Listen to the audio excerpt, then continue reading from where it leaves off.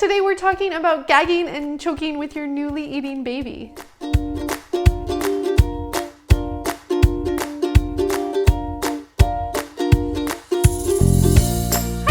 It's Renee with New Ways Nutrition, and today we're talking about gagging and choking when you just start solid foods with your baby. So I know it can be a source of great anxiety for parents, and for a lot of it, it's because you're unsure of what is safe to feed your baby. So we're going to go a little bit into that today. But first, let's talk about the difference between gagging and choking. A lot of what we're talking about when someone says your baby was choking is actually gagging. So gagging is a good thing. It's a safety mechanism for your baby, and it's usually loud, dramatic. It can even lead to vomiting, but it's a safety mechanism again. So it's not a bad thing, and it's your baby learning how to manipulate food in their mouth.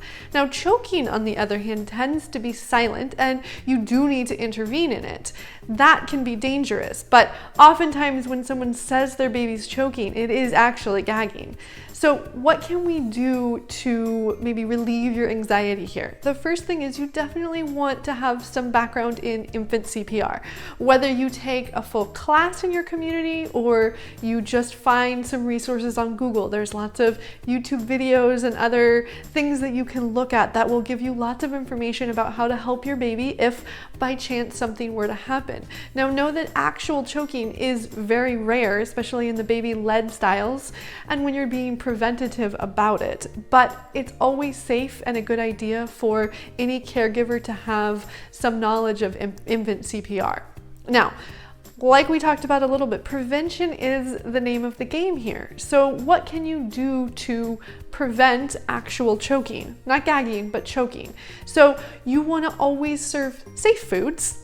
That's a pretty good given there. But what is safe? So you're never gonna serve cherries, grapes, anything round in its whole form. You're always gonna wanna cut it up so that it's not gonna be exactly the same size as your baby's windpipe. The other thing is when you're just serving food in those first couple of months, you want everything to be smushable. So you want it to be, if you push it between your thumb and your forefinger, you want it to smush. And that basically signifies your baby's tongue and the roof of their mouth. So you want them to be able to smush that, and that means that it's safe. Beyond that, there's a couple of foods that you also want to avoid and ways to serve it. So one of those, nut butters. Nut butters, if you just give it on a spoon, is actually a choking hazard. So you want to spread it on toast or stir it into some yogurt or applesauce. It's important that you give your baby nut butters because it's a great way to introduce those allergens, but you want to make sure you're doing it safely.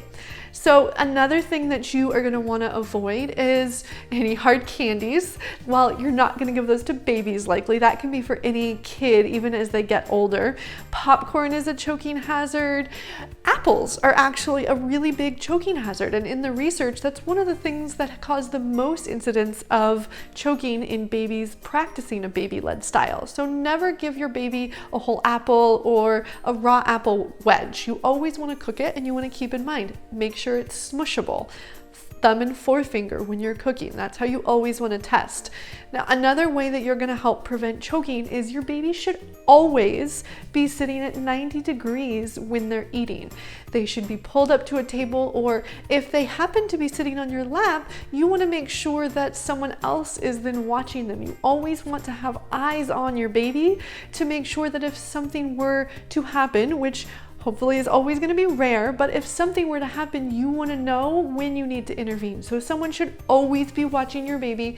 Don't eat with your baby just on your lap and no one else around. Don't let your baby eat when they're laying back in a stroller, in a car seat, anything like that. Always up at 90 degrees with an adult or caregiver's eyes on them.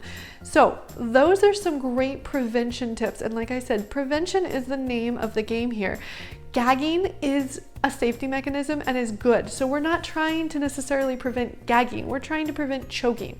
Know that the gagging is your baby learning how to manipulate food in their mouth, and it's not something that you need to intervene in. Choking is. So keep that in mind, keep the distinction in mind, and make sure you're practicing those prevention methods. So I hope you learned something. Have a good day.